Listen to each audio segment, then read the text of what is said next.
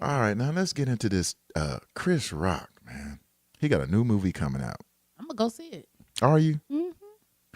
Are you going to see it to analyze it or enjoying it? You're going to end up liking it I'm gonna end up liking it because it's a gang of stars in there. It's a You gang. can tell. It's a gang of folks who live You up like there. stuff like that. Who live up there on La Brea. I can walk by the road out my window and be like, "What's up?" The people who write these articles, I've noticed what they do is sometimes is they'll, especially when it comes to race issues, they'll phrase it as like he really didn't call Hollywood a racist industry. He just called it a white industry. And so the people who write all these articles, whether it's online or regular publications, they come up with these headlines that says Chris Rock said Hollywood is racist. 'Cause even that statement alone is not new, but come on. Even white people can see it is. Can you? Can you see that? Put your glasses on. You don't need glasses to see that. Open your eyes and see the light. Open your eyes and see the. Well, I honestly think though Hollywood really is. You can't look at Hollywood and say it doesn't lean toward the white majority. You just can't. You see the same actors playing the same roles in the same movies over and over and over again. When you have a good movie, it takes 20 years to get another one. Best Man Holiday, that whole kind of situation. So what do you expect? The only time that we have seen, this is the first time actually this year that I can remember that we've got, last year, The Butler came out on Christmas Day. This year. Was that last year? Yeah, it was last year. I just know because of who I was. Yeah. Well, it might not have been Christmas Day, but it was around this time last year. It might not have been Christmas Day, so don't quote me on that. Paraphrase that shit like breaking everybody else news, does. Adrian Peterson, but this year's repeal just got denied. But go ahead. Appeal just got denied. Who? Adrian Peterson. Remember, Ray Rice won his, but Adrian Peterson got denied. It's okay to hit your woman, but don't hit them kids. You know why? I mean, you just got. We ain't trying to change the subject. Hold on, save it, because we're gonna talk about that in a minute. We're still talking about the movies. Ray Rice in the movies. He should be. Look like a little Shaft. But go ahead. You just made me just totally lose what I was gonna say. No, what I was gonna say. The new movie Exodus is coming out. The Gods and Kings. You know how I feel about Hollywood and biblical movies anyway. They never really follow the Bible. So why don't you just make it a movie and don't say it's about the Bible? Just say it's there. But anyway, they've gotten a lot of flack because they cast all white actors playing Egyptians. Hollywood did this. Yes. And this is why I don't have too much to say about Chris Rock saying that this is a white industry. So Christian Bale, who we already know. I don't either, but tell us something we don't know. Well, let me tell you what Christian Bale punk ass said. He already known for being an asshole.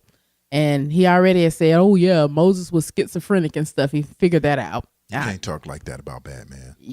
That's Batman. That's asshole. Yeah. that's what his superhero name should be. He's Batman. Super dick.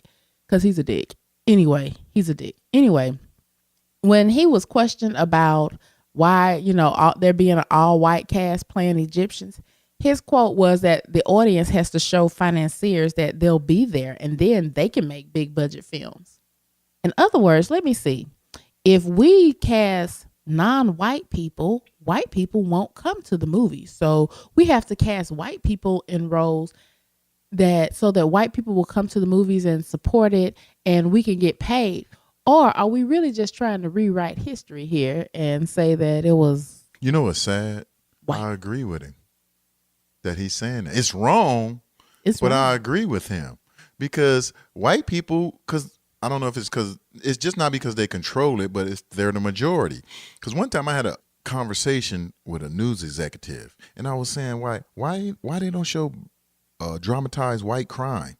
It was like they show white crime, but they don't dramatize it. It's just, well, this guy did this and they'll give you his name so you'll know he's different, and then black crime is dramatized and made it look like the whole thing, whatever. So I asked him about that and he says because white people, this is what he told me, this is a white executive, he said white people, they get turned off from seeing white crime.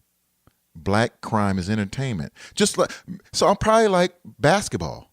Like black players playing basketball is just more entertaining than white players playing. I don't know. Well, but he said that to me. I was like so I said, so you basing everything on race. You basing everything on ratings, and then that's one of their excuses. Just what he was saying. It's an excuse. So which comes first, the chicken or the egg? Because that's a good question. Because like if I can't get black actors in until I get white people to watch black actors in positive roles, how do I ever create a movie with black actors? And you know why that's a great question? Is because it's too late.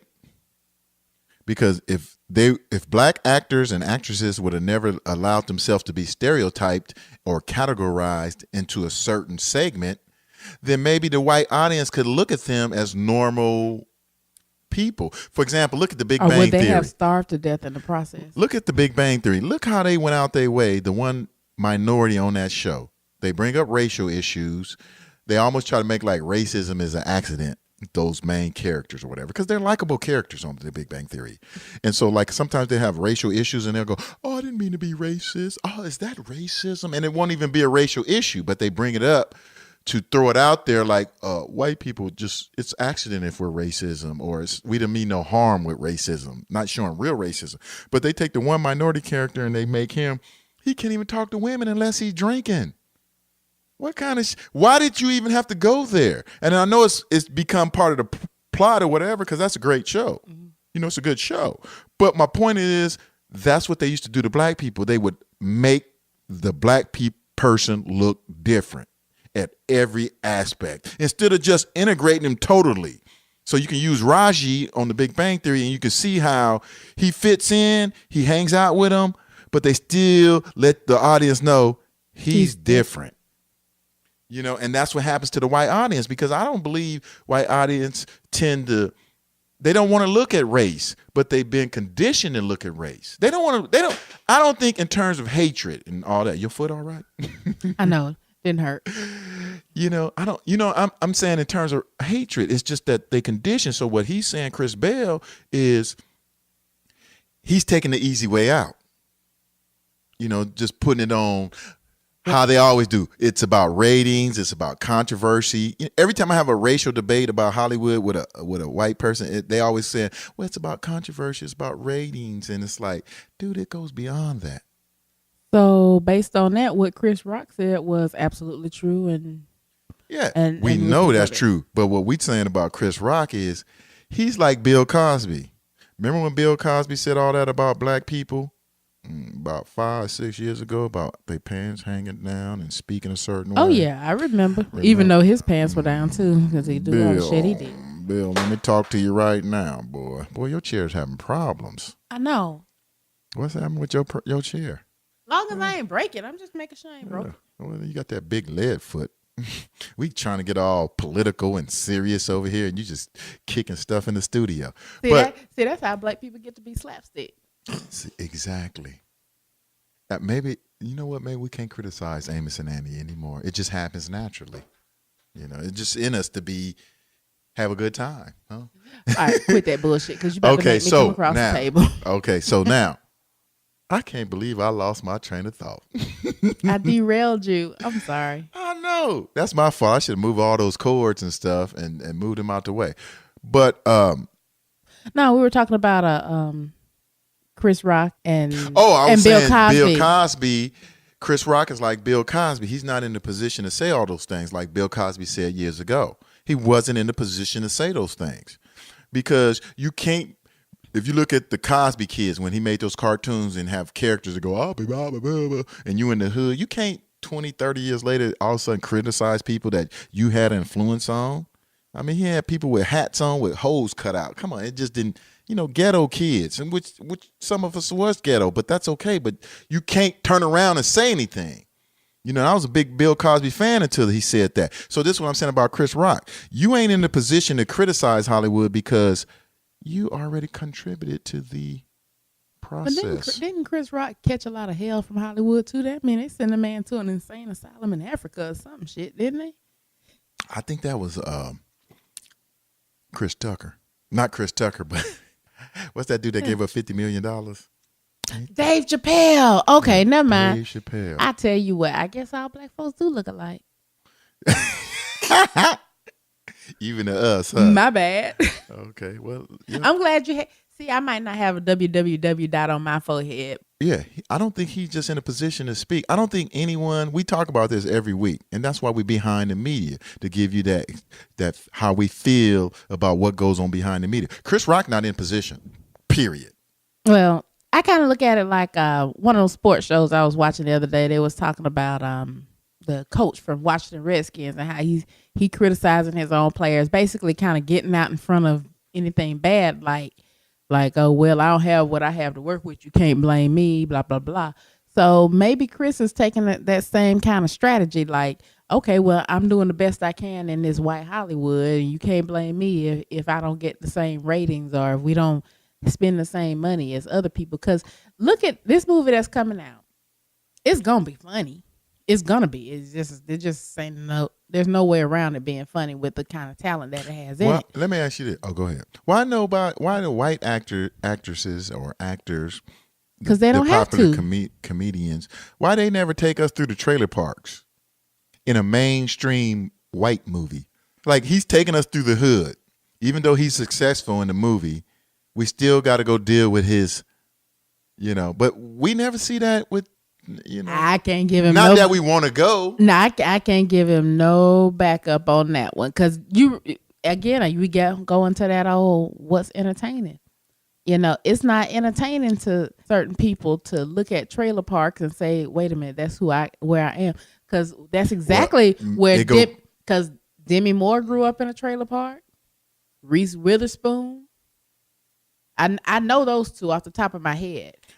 Probably a gang of them. I mean, I know it's a gang of them, but those two I know for a fact off the top of my head. And those are both actresses that I enjoy their work. I'm not gonna say I like them personally, but I like how you saying that, and you saying it from a good perspective. You saying it from a positive perspective. But they do it because they don't want to stereotype white people as buffoons. Period. Because it's easy to, like, when they made Gomer Pyle, hello. That was like a white version of a buffoon. They still gave him likable. He was likable qualities, and he could sing. But they never made Gomer Pyle look like that was the white race, or he came from a culture. They made it look like he was just Gomer Pyle. Individual. Forrest Gump. Hello, what's that? Did they do the commercials? Remember him? He used to do them commercials with that big ass nose. I can't even think of his Ernest. Oh, yeah. Ernest T. Yeah. But we never looked at Ernest T.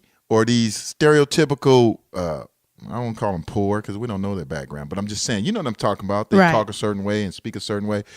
They're never associated with all the white culture. Like when a black person who comes with a stereotypical way, he's associated with the whole black culture. Or even like Roseanne Barr. Roseanne Barr, like the show was a good show, and it was kind of middle class America show, but they treated Roseanne terribly as far as, and they didn't have nothing to do. But they didn't want no white woman on TV that was big at that time. But what I'm saying is, she was getting the ratings, but they still treated her really bad. So it's not about ratings. It's about. But you know why I was getting ratings? Because people could relate. She looked like how white people really look. That's how they all really look. Okay, and I got tired of going on dates with sisters, and whenever we get in an argument, what you want, a skinny white woman? No, all women of all races is big. Okay, I don't mean to go there and throw it. I'm just saying. That's why Roseanne Barr, that show got ratings, because, like you said, people can relate, but they look like the majority of white people look. The real white people, not this fake image we got with Brady Bunch and Jan and Marsha Brady, that fake image. That's how they look. But you ain't got nothing to say to that. This is how racist Hollywood is. You know, Obama did a fundraiser for George Clooney and some big wigs. Remember a couple of years ago? Now, it was a couple of executives of Sony. They was sending, before they was going there, they was getting ready to go to the fundraiser, right? And they started sending each other emails, and they started saying, what are we going to do there?